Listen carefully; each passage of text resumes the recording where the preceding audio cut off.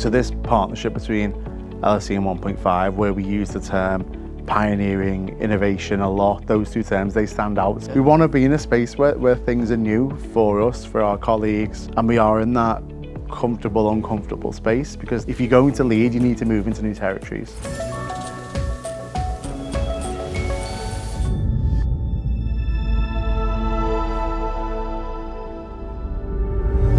This is Speaking in Tons. I'm your host, Emil Shah. My guest today is Rishi Jain of Liverpool Football Club. As Director of Impact, Rishi leads the Red Way, one of sport's most ambitious sustainability programs. And he's helped to launch 1nil, a first-of-its-kind carbon-removed product line. Welcome, Rishi. Thank you, Emil. Can you tell us more about Liverpool Football Club's sustainability program, the Red Way? The Red Way is built of 3 pillars, as most ESG programs are. The top line of it is it's to build a better future for our people, our planet, and our communities. So our people pillar is everything around leadership, accountability, responsibility. They're 3 words that are really, really important to us. Planet pillar is probably and hopefully everything that you'd like to see from an organisation who's committed to the environment. We've got 2030 and 2040 emissions reductions target. We've got a net zero target in there as well, around waste, water, biodiversity, circular economy. And then the communities pillar is probably one of our most exciting areas. So it's a mix of the incredible work of LFC Foundation, the club's official charity. So my team, we work in partnership with the foundation, and ultimately we try and support them as best we can to achieve their target, to work with 500,000 young people by 2030, which is hugely aspirational, but tells you everything about the impact of what they do. And then the other half of that is how we work with our commercial partners. So my job is to work with our commercial team to align 100% of our commercial partners to the Red Way. As part of the mission with the Red Way, Liverpool Football Club partnered with 1.5 to create this 1nil line of decarbonized product. How do you think that partnership fits into your broader objectives, both for the Red Way and for Liverpool Football Club? And how did we come up with the decision to use the Istanbul Champions League jersey as the first product? The answer to the first part of that question is, how does it fit into the Red Way? It fits absolutely perfectly. We want to lead, to be very honest. We want to be top of the Premier League. We want to win the Champions League. People say it might be boring, but I'd love to win both of those trophies every single year. Personally, obviously, for obvious reasons, but professionally, you want to be part of a winning team. The Red Way is very much a part of that. And whilst I can't influence things on the pitch, from a business perspective, the Red Way is integral to how we operate, both commercially and operationally. So this partnership between LFC and 1.5, where we use the term pioneering, innovation a lot, those 2 terms, they stand out. So we want to almost be in that slightly uncomfortable space where we are pushing ourselves into the unknown. And that's exactly what this does. Direct air capture wasn't really a term, well, it wasn't a term that we focused on or really knew much about. So it pushes into that realm. And obviously, as well as looking at emissions, it actually just moves us into that space where you can talk about something which is genuinely exciting to people. And obviously, you can see it behind us as well. In terms of the jersey itself, obviously, Istanbul, and obviously you know this, Emil, is this iconic, the most iconic probably football match in European competition, probably ever. So to align something so innovative and new with a huge moment in our history actually works really, really well. And obviously the jersey itself is beautiful. And then to add the technology side and the decarbonisation, messaging, and actually the sustainability story alongside that, I feel it works really well and really has made a difference. What are some of the things that you've learned about direct air capture as part of this process and developing the 1nil line? As soon as that came onto my radar, I was like, right, I need to Google what direct air capture is. But like I said, that's where we want to be. Yeah. We want to be in a space where things are new for us, for our colleagues, and we are in that comfortable, uncomfortable space, because that's, if you're going to lead, you need to move into new territories. Bigger successes, this has been a cross-club initiative. There are dozens of people across our football club, myself, our external support teams, our commercial team, retail marketing, our product team, our comms team, who have all learned throughout this entire process how to communicate effectively around direct air capture to make it appropriate for a Liverpool FC audience from a supporter base, but also to our sustainability audience as well. And that's a real success story of this partnership. How has the 1nil commemorative Istanbul jersey performed from a sales perspective? It's performed incredibly. I think it's pretty much sold out now, give or take a few sizes. And it's great, and the internal discussions, and obviously we've had this discussion as well, is as we move into year 2, we're looking at a non-wearable product, which is exciting as well, because I think that's where we push into the realms of, and being able to answer the question of, well, will people have bought this with or without the sustainability message and the decarbonisation strategy attached to it? Having a non-wearable item, I think, will really prove what we already know, and the fact that people are buying this, not just because it's a beautiful shirt, but also because we're doing the right thing as well. How have the LFC fans responded to the jersey and the efforts that your team has made on the Red Way to address the emissions of the jersey? So the reaction from supporters has been, well, the sales numbers say themselves, the fact that we're almost sold out, it shows how popular this is. For me, this is another one of those milestones where actually we're the first club to team up with 1.5 and do something like this for such a commemorative and important jersey. Our supporters do expect us to lead. They obviously want us to see win major trophies on the pitch, but they expect us to lead across sustainability, diversity, inclusion, community engagement, and this is very much an important part of that story as well. When you talk to business leaders outside of football, fashion, retail, industrial, why would you say that addressing emissions associated with products is important? So when we speak to non-industry counterparts, stakeholders, etc., I think there's a huge level of curiosity generally about the Red Way. So a lot of the time it's, why are you at this non-industry conference? Why has Liverpool FC decided to take on sustainability and do it so seriously, invest heavily in it, give it an identity, give it resource, give it a real sense of purpose, and really push to make change on a global scale? It's quite an easy answer for me. It's because it's the right thing to do. We should be doing this type of things. It's expected of us, but also it's because we want to lead in these spaces. When you talk about the product specifically, people are met with there's genuine excitement there, I'd say, Emil, because people obviously, they know, even if you're not really a football fan, people pretty much know the story of Istanbul, or if they don't, they know Liverpool, and you tell them that moment, they're like, okay, I've heard of that before. And so we've added this element onto it. I think sometimes they're a little bit taken aback as to, well, why would we even do that? It's like, well, because we can do that and we can push. So actually that's strong for us, and I think that curiosity that people have and that excitement, we want to build upon that. It's almost something you can not take advantage of, but you can build upon that and have really deep, meaningful conversations with people. And then it does open doors into new industries and new avenues for us to talk to. From what you've learned about product level emissions with our 1-0 collaboration, what do you think it's important for other business leaders to know and to learn? We learnt a lot. Obviously, the first conversation that we had, there was a huge amount of information on the table, and we were like, okay, how do we get to grips with this? And as our understanding deepened, it's actually probably wasn't as hard as we thought it was going to be. We were being very honest. And obviously, with your support and me on the wider team, that made it even easier for us. I think for us now, we've got a blueprint of being able to do this for further products if we wanted to do so. And that's big. And what I'd say to other leaders is, when you start this journey, you realise that there are efficiencies that you will make along the way without even really having to do too much heavy lifting.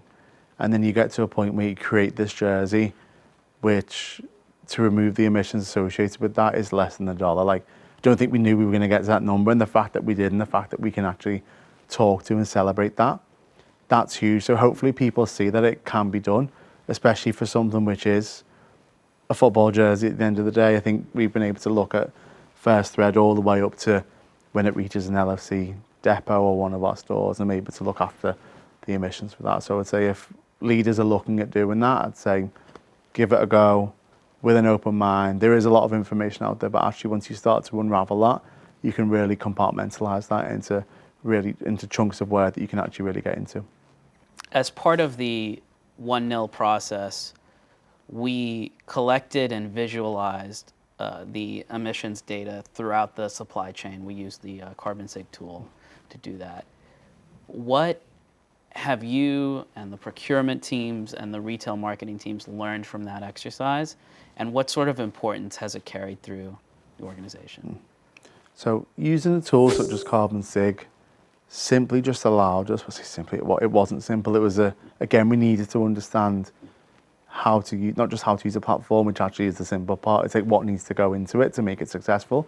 And once we achieved that, it was almost like okay, this is actually very doable. We can all plug in the different bits of data that we have to give us a really pure, clean data set to work with.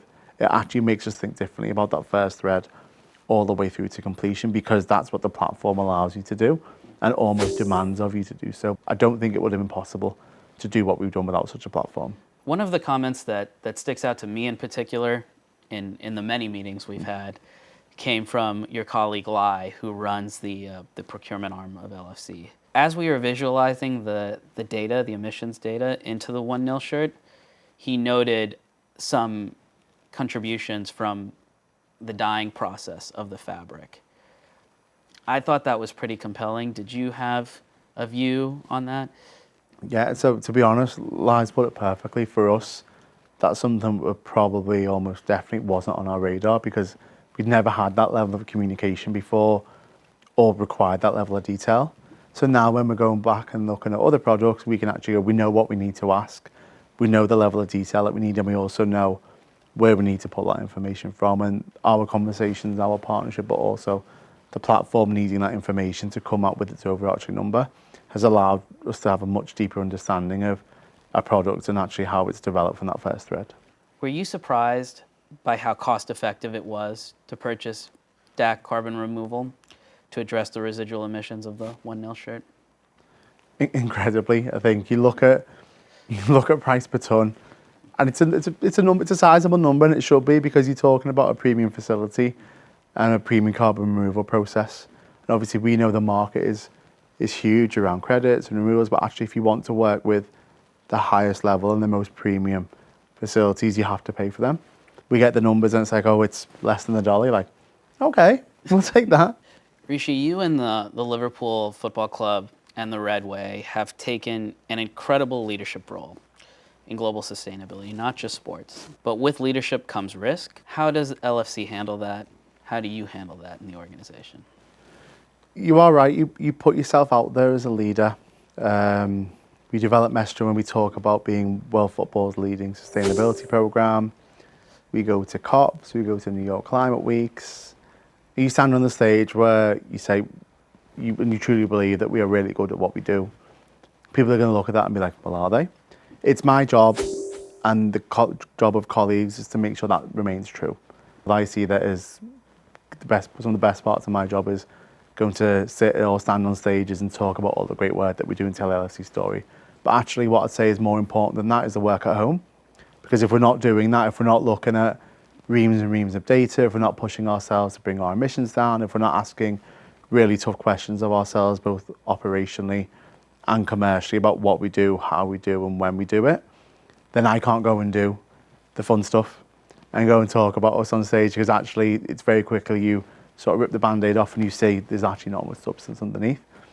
If we get both of those things right, then the possibilities are pretty much endless. In my view, there will be a time where it gets tougher for us to talk about emissions, because there'll be a point that we're a growing football club, the risk is there. Our stadium has grown, our global fan base is huge, we're the biggest football club in the world. There are more commitments to travel, etc., European competitions, but for me that makes the job even more important about how we make decisions.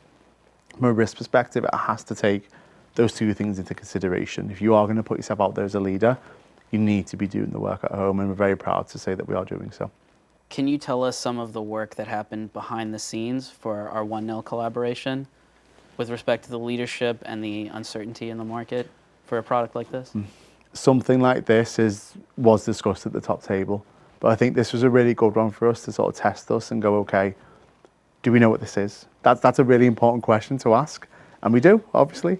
But actually, it's about deepening people's understanding of, okay, if we're going to do this, if we're going to work with 1.5, what is direct air capture? What is geological sequestration? How does that apply to us, and does it put us in the right level of conversation when it comes to the Red Way? And ultimately, does it add value to not just the Red Way, but also the football club? And when you can say yes to all those questions, it puts you in a really strong position to be able to do so. So actually, the level of involvement from our senior leadership team was really, really high. But then you end up with a whole big group of advocates who people really want to champion this and shout about it to anyone who will listen. What are some of the most effective ways to get Liverpool Football Club supporters involved with sustainability? So one thing we've worked really well on is influencing matchday behaviours. So our matchday recycling rates have increased from 25% to 96% last season. And that is simply supporters putting bottles in the right bins at the stadium. And that sounds incredibly simple, and it is. But if you've been to a sporting event or a music event, you know as soon as that first bottle hits the floor, you've lost that battle. So that was a lot of messaging, and now it's just become part of the matchday routine. So people know if they're going to grab a bottle of water or a beer and it's in a bottle, they know where to put that. A reusable cup, they know where that goes. So that's in-stadium behaviours, and we can really influence them because it's all part of the routine. Supporters, myself included, you always go in the same turnstile, the same door. If you drive and you always try and park in the same or similar spot, you leave at the same time. People always sometimes wear the same clothes because we're all superstitious. And that's become sometimes part of that. The next step for us is how do we start to influence at-home behaviours? Maybe and probably this jersey is the bridge between that. Because actually you're asking people not to just purchase a beautiful jersey, you're asking to think about the sustainability credentials that come with that. And obviously with the RFID and the badge, you're giving them that opportunity to learn and educate themselves. And obviously we can see the numbers of engagement are pretty high in terms of people being interested in that.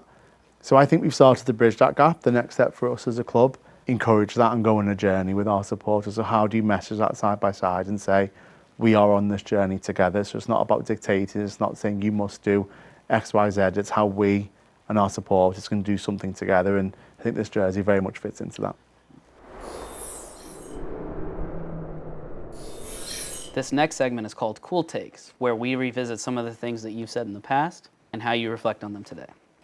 You've noted that a common misconception is that football does not have a role to play in raising awareness to help climate change. Do you think that addressing carbon emissions from products and engaging with LFC fans in this way provides another avenue to change this perception? I do still stand by that statement. I think there is a misconception that football clubs have a role to play. I saw some statistics earlier this week actually where it says that football and sports has a role to play and people expect to have a role to play in diversity, equity and inclusion. When it comes to sustainability, it's less so, because I completely disagree with the second half of that statement. I think and strongly believe that as a club, it is our responsibility to champion social, environmental topics and very much do the right thing. This very much falls into that. You start to marry up the love for the football club, a beautiful jersey and a sustainability story and bring all those three together. It's a really simple but incredibly effective way to address that misconception because people have literally got a sustainability story in their hands when they walk out one of our stores or gets delivered to the house, or pretty much on their chest, especially with the RFID built into the shirt. Rishi, this is the part of the show we call The Point, where we give our guests 90 seconds to tell us what's on their mind. And hopefully you've seen this today during our conversation, but I'd say that the Liverpool Football Club were established in 1892 when sustainability probably wasn't even in the dictionary, let alone something that football or any industry worked towards perhaps. And what I'd say is we've taken it on as a really serious topic for us as a football club, both operationally, commercially, but very much as a responsibility that is something that is integral to all that we do now. And I'd say that aligning that with product, working with 1.5 and moving into that exciting space, it just resonates not just internally for our colleagues, but also for our supporters. And I'd say that other organisations, yes, you may not have the brand that Liverpool Football Club has perhaps in terms of that excitement, but you do have the opportunity to work in this exciting area too. And that's our show. A big thank you to Rishi Jain for joining and the conversation, and thanks to you for watching. We'll be back soon with more conversations about what it takes to scale carbon removal and with the people who are making it happen. Until next time, let's make a difference.